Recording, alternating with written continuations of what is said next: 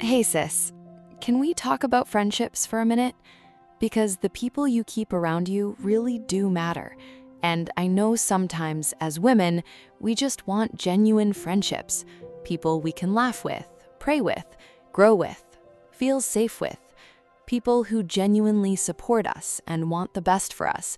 But the truth is, everybody around you is not assigned to help you grow. Some people drain you. Some people influence you negatively. Some people only show up when they need something. And some people secretly compete with you while smiling in your face. And I know that can sound harsh, but sis, discernment is important, especially as a Christian woman, because who you surround yourself with can affect your mindset, your peace, your habits, your confidence, and even your relationship with God. 1 Corinthians 15:33 says, "Do not be misled. Bad company corrupts good character." And notice how the Bible says, "Do not be misled," because sometimes toxic people don't look harmful immediately. Sometimes toxic people come wrapped in charm, humor, attention, or fake loyalty. And one thing I've learned is this: everybody who calls you friend does not truly value you. Whew. That lesson hurts sometimes, especially when you have a genuine heart yourself. Because when you are loyal, kind, and loving, you naturally expect others to move the same way. But sis, everybody doesn't carry the same heart you do. And that's why wisdom matters. Proverbs 13:20 says, "Walk with the wise and become wise, for a companion of fools suffers harm." The people around you influence you more than you think. If your circle constantly encourages gossip, drama, bitterness, recklessness, or negativity, eventually it starts affecting you too. And sometimes we stay in unhealthy friendships because we're afraid of being lonely. But honestly, being alone is better than constantly being surrounded by people who disturb your peace.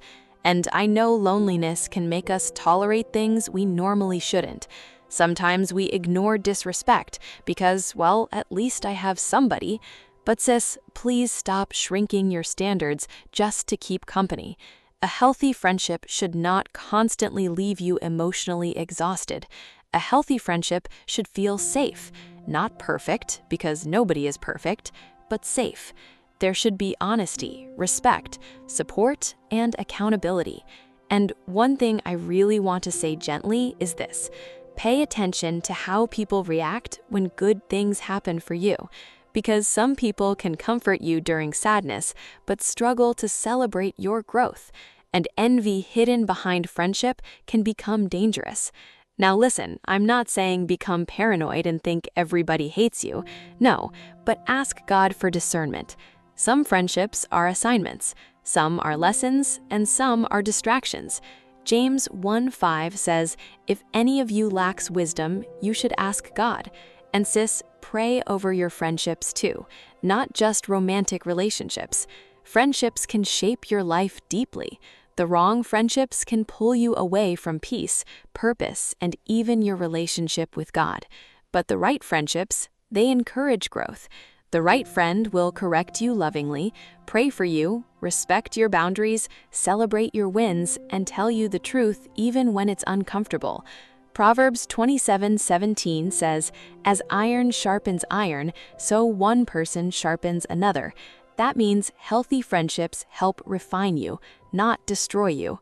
And can we talk about outgrowing friendships for a second? Because, that part can hurt.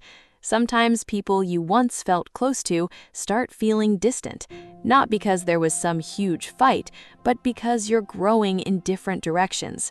And honestly, that can feel sad, especially with history is involved. But everybody cannot go where God is taking you. Sometimes God separates people quietly, and as painful as it can feel, every separation is not punishment. Sometimes it's protection, sometimes it's growth, sometimes it's preparation. And sis, please stop forcing connections that constantly drain you. If you always leave interactions feeling anxious, disrespected, used, or emotionally heavy, pay attention to that. God is not the author of confusion and chaos. Now, of course, friendships require grace too. Not every disagreement means somebody is toxic. Healthy friendships still require communication, forgiveness, and understanding. But there's a difference between normal conflict and consistently unhealthy behavior. And another thing, please stop thinking you have to be accepted by everybody. Jesus himself was misunderstood by people, so not everybody will connect with you, and that's okay. You don't need a large crowd to feel valuable. Sometimes one genuine godly friendship is worth more than a large group full of drama.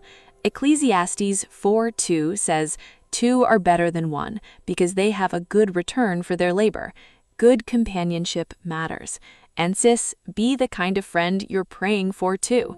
Be kind, be honest, be trustworthy, be supportive, be emotionally mature, because godly friendships should reflect love, not manipulation, not jealousy, not competition. And before we end this conversation, I just want to remind you of this. It is okay to protect your peace. It is okay to set boundaries. It is okay to distance yourself from unhealthy environments. It is okay to outgrow certain connections. It is okay to choose quality over quantity. Choosing your friends wisely does not make you mean. It makes you wise.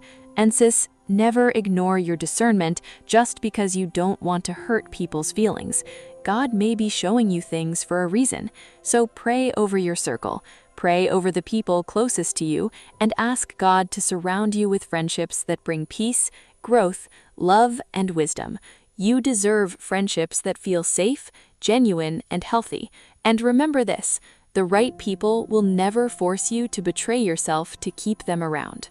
I love you, sis, and I'll see you in the next video.